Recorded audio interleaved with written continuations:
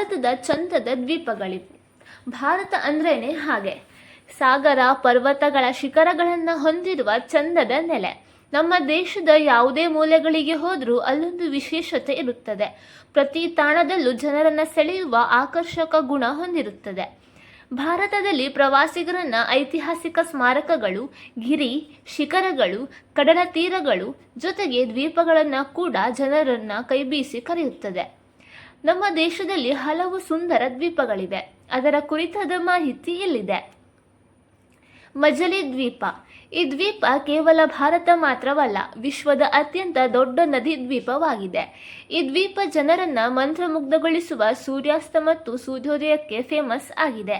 ನದಿ ದ್ವೀಪಗಳು ಸಾಮಾನ್ಯವಾಗಿ ಮರಳಿನಿಂದ ಸುತ್ತುವರಿದಿರುತ್ತದೆ, ಆದರೆ ಈ ದ್ವೀಪ ಪಾಚಿಗಳಿಂದ ತುಂಬಿ ಹೋಗಿದೆ. ಇನ್ನು ನಿಮಗೆ ಇಲ್ಲಿ ಸಮುದ್ರ ಆಹಾರದ ಬದಲು ಈಶಾನ್ಯ ರಾಜ್ಯದ ಊಟಗಳನ್ನು ಸವಿಯುವುದಕ್ಕೆ ಸಿಗುತ್ತದೆ.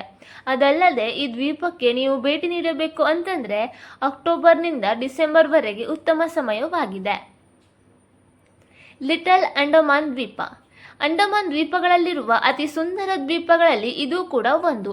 ಡಿಸೆಂಬರ್ನಿಂದ ಫೆಬ್ರವರಿಯಲ್ಲಿ ನೀವು ಈ ದ್ವೀಪಕ್ಕೆ ಭೇಟಿ ನೀಡಲು ಪ್ರಶಸ್ತವಾದ ಸಮಯವಾಗಿದೆ. ದ್ವೀಪಕ್ಕೆ ನೀವು ಹೋಗಬೇಕು ಅಂತಿದ್ರೆ ಫೋರ್ಟ್ ಬ್ಲೇರ್ ಮೂಲಕ ವಿಮಾನ ಅಥವಾ ಹಡಗಿನ ಮೂಲಕ ಹೋಗಬಹುದು. ಇನ್ನು ನೀವು ಇಲ್ಲಿ ಹಲವು ಜಲಪಾತಗಳನ್ನು ಕಣ್ತುಂಬಿಕೊಳ್ಳಬಹುದಾಗಿದೆ. ದಿಯು ದ್ವೀಪ. ಈ ದಿಯು ದ್ವೀಪ ಗುಜರಾತಿನ ಕಡಲ ತೀರದಲ್ಲಿದೆ. ಇಲ್ಲಿ ಸಮುದ್ರ ಆಹಾರ ತುಂಬಾನೇ ಫೇಮಸ್. ನೀವು ಅಕ್ಟೋಬರ್ನಿಂದ ಡಿಸೆಂಬರ್ ತನಕ ಯಾವಾಗ ಬೇಕಿದ್ರೂ ಭೇಟಿ ನೀಡಬಹುದಾಗಿದೆ.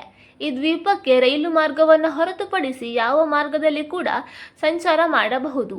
ದ್ವೀಪದಲ್ಲಿ ನೀವು ದಿಯು ಕೋಟೆ, ಗಂಗೇಶ್ವರ ದೇವಸ್ಥಾನ ಸೇರಿದಂತೆ ಕೆಲವು ಪ್ರಮುಖ ತಾಣಗಳಿಗೆ ಭೇಟಿ ನೀಡಬಹುದಾಗಿದೆ. ದಿವಾರ್ ದ್ವೀಪ. ಇದು ಗೋವಾ ರಾಜ್ಯದಲ್ಲಿದ್ದ ಗೋವಾದ ಪಣಜಿಯಿಂದ 10 ಕಿಲೋಮೀಟರ್ ದೂರದಲ್ಲಿದೆ. ಇದು ಮಚಲಿ ದ್ವೀಪದ ರೀತಿ ನದಿ ದ್ವೀಪವಾಗಿದ್ದು ಮಾಂಡವಿ ನದಿಯಿಂದ ಸುತ್ತುವರೆದಿದೆ.